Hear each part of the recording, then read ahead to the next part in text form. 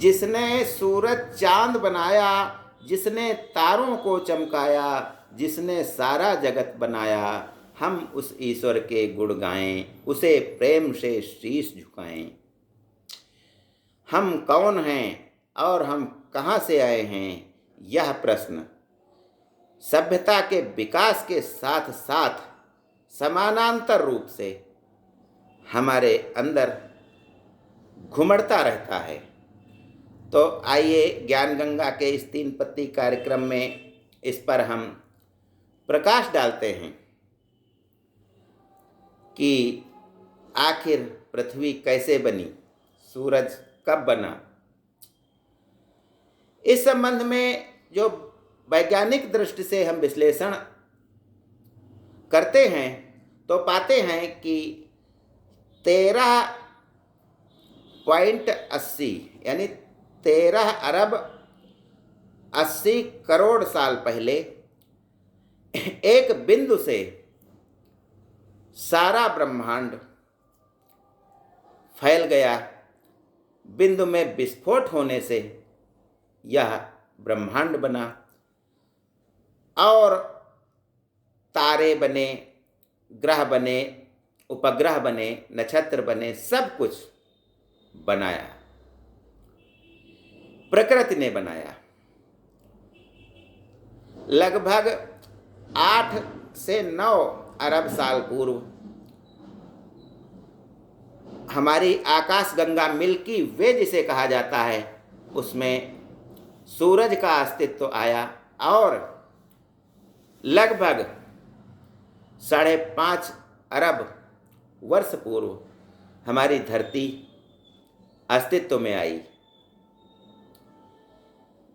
लगभग 3 करोड़ वर्ष, 3 अरब वर्ष पहले इस धरती पर जीव का उदय हुआ, जब रासायनिक क्रिया के द्वारा यानी रसायन विज्ञान के द्वारा हम जीव विज्ञान में प्रवेश किए। एक कोशीय जीवों का जन्म हुआ जो बहुत छोटे सेल के रूप में थे। उन्हीं के द्वारा विभाजन की प्रक्रिया के कारण असंख्य छोटे छोटे बैक्टीरिया बने, जो धीरे धीरे ऑक्सीजन, नाइट्रोजन, हीलियम आदि गैस बनाने लगे, जिससे पृथ्वी का वातावरण बना और पृथ्वी के आसपास ओजोन परत बनी, ओजोन परत।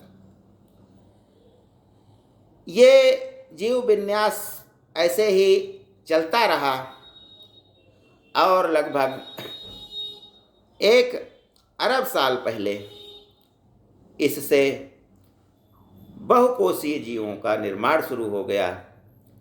पानी में, पानी से जीव बाहर निकलने लगे तो वे खुली हवा में सांस लेने लगे।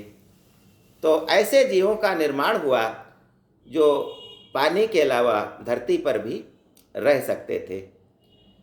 विकास की इस लंबी यात्रा के चलते जब ऑक्सीजन में, खुली ऑक्सीजन में सांस लिया जीवों ने, तो उनका शरीर विशाल होने लगा और लगभग 20 करोड़ साल पहले बड़े बड़े जीव डायनासोर के रूप में धरती पर राज करने लगे और कुछ छोटे छोटे जीव जो थे वे जमीन के अंदर गुफाओं में, कंदराओं में, गड्ढों में रहने लगे, क्योंकि वे अगर बाहर निकलते तो ये डायनासोर उनको खा जाते। तभी लगभग 6 से 6.5 करोड़ साल पहले माउंट एवरेस्ट के आकार का एक उल्का पिंड जो मंगल और बृहस्पति के बीच घूम रहे हैं, उनमें से बहुत बड़े आकार का एक उल्का पिंड पृथ्वी से टकरा गया। पृथ्वी से हजारों ज्वालामुखी एक साथ निकल पड़े, सुनामी आ गई और जो ज्वालामुखी फूटे तो उनका लावा आकाश तक ऊपर उछल गया, जिसके कारण ये सारे डायनासोर मर गए। लगभग 95% जीवों का अंत हो गया। बचे वही जो गड्ढों में सिमट करके रह गए और जिनमें वह क्षमता थी कि 3-4 महीने 6 महीने तक बिना भोजन के रह सकें। जी हाँ, वे थे ठंडे खून के जीव, जैसे सांप है, छिपकली है, गोह है और इसी प्रकार के अन्य जीव बचे रहे। और जब सूरज की किरणें यानी जो धुंध छा गई थी उससे सूरज भी ढक गया था, पृथ्वी पर की वनस्पतियां भी नष्ट हो गई थीं, फिर से जब सूरज का प्रकाश धरती पर पड़ा तो ये जीव फिर पनपने लगे और आगे चलकर इन्हीं जीवों से जो नए जीव बने वे गर्म खून के जीव बने, जैसे कि गाय, भैंस, बंदर, बिल्ली और मनुष्य सब हैं। आगे चलकर इन्हीं से बंदरों का विकास हुआ और अफ्रीका में भूगर्भीय हलचलों के कारण एक हिस्सा ऊपर उठ गया और एक पहाड़ का निर्माण हुआ।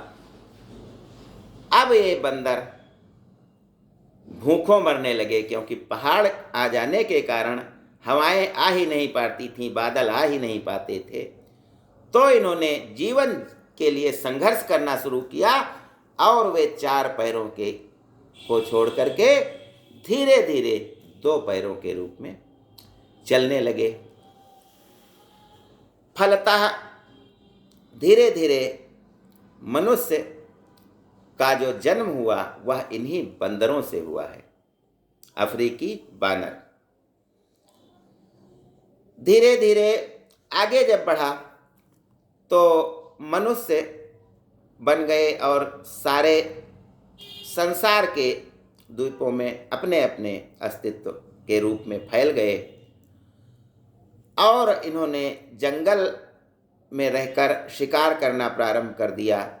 जब वहाँ परेशानी हुई तो जंगल से निकल करके बाहर आ गए, पत्थरों से औजार बनाए, आग की खोज की और जिससे वे पका पकाया खाने लगे, क्योंकि इसको खाने में हमें बहुत कम मेहनत करनी पड़ती है। पका पकाया मांस खाने के कारण उनके शरीर के मस्तिष्क का विकास तेजी से हुआ, क्योंकि सारी शक्तियाँ दिमाग पर आ गईं और जो संतरे के आकार का हमारा दिमाग था वह अचानक बढ़ने लगा और हम बुद्धिमान होने लगे। पूरा पाषाण काल के बाद में आया मध्य पाषाण काल और फिर नवपाषाण काल। नवपाषाण में हम तांबे और कांसे के औजार बनाने लगे थे, कबीलों में रहने लगे थे, परिवार बनने लगे थे। तो इस प्रकार से लगभग जो है 20,000 साल पहले मनुष्य धरती पर आया। इसको होमो सेपियंस कहा गया। फिर यह विकास होते होते आज के दौर में हम सभ्यता के इस दौर में आ गए हैं कि हम जो बात नहीं जानते थे उन सब तथ्यों को पता लगा लिए हैं। इस पार प्रिय तुम हो मध हुए, उस पार न जाने क्या होगा। हमने मंगल, चंद्रमा सब के बारे में अपने हिसाब से खोज प्रारंभ कर दी है। इस प्रकार से मनुष्य विकास करता हुआ इस सभ्यता के दौर में पहुंचा है। एक और बात है कि यह हजारों वर्षों का विकास हुआ है। मनुष्य की पहले पूंछ हुआ करती थी, लेकिन हमने उससे काम नहीं लिया, वह गायब हो गई। कानों से काम लेना बंद कर दिया, वह छोटे हो गए। मस्तिष्क से हमने काम लेना जारी रखा तो मस्तिष्क हमारा बड़ा हो गया। इसके अतिरिक्त एक थ्योरी और है कि लोग बताते हैं, वैज्ञानिक भी बताते हैं कि अगर बंदरों से मनुष्य का विकास हुआ होता तो सारे बंदर मनुष्य बन गए होते, लेकिन ऐसा नहीं है। तो दूसरी थ्योरी यह है कि एलियंस जो हमसे सभ्यता में हजारों गुना आगे थे, वे धरती पर आए और उन्होंने यहाँ के जीवों से संसर्ग करके या अपने साथ ही किसी जीव को अपनी संतान के रूप में ला करके धरती पर बसाया और वह विशेष जाति मनुष्य कहलाई। जब हम अपने देवी देवताओं की तस्वीरों को देखते हैं तो चाहे शिव भगवान हो या कोई भी शनि देव हों, कोई भी देवता की तस्वीर हम देखते हैं तो वह यहाँ के निवासियों से थोड़ा सा भिन्न दिखता है, जिसके संबंध में यह कहा जाता है कि हो सकता है ये एलियंस हों जो धरती पर आए और उन्होंने इस धरती पर एक सभ्यता मनुष्य के रूप में फैलाई और उसकी देखभाल के लिए यहाँ के ऋषि मुनियों को नियुक्त किया, जो डायरेक्ट तीनों लोगों से संपर्क रखते थे। क्या हो रहा है, क्या होगा, सब जानते थे, क्योंकि ये एलियंस के दूत थे। और इन्होंने जो बाहर से आए, जो हमारे जन्म देने वाले हैं, जो हम मनुष्यों को जन्म दिया है, उनकी तस्वीर इन महात्मा लोगों ने बनाई और वे पूजे गए, क्योंकि वे हमारे जन्मदाता थे। तो इस प्रकार से भगवान कृष्ण हों या शिव भगवान हों, गणेश जी हों, कार्तिकेय जी हों, शनि देव हों, आदि आदि देवता जो भी हैं, वे हमारे पूर्वज कहे गए हैं और माना जाता है कि वे स्वर्ग लोक या किसी अन्य लोक से आकर के उन्होंने हम लोगों को धरती पर बनाया है। यह भी एक थ्योरी है। आज बस इतना ही। जय हिंद, जय भारत।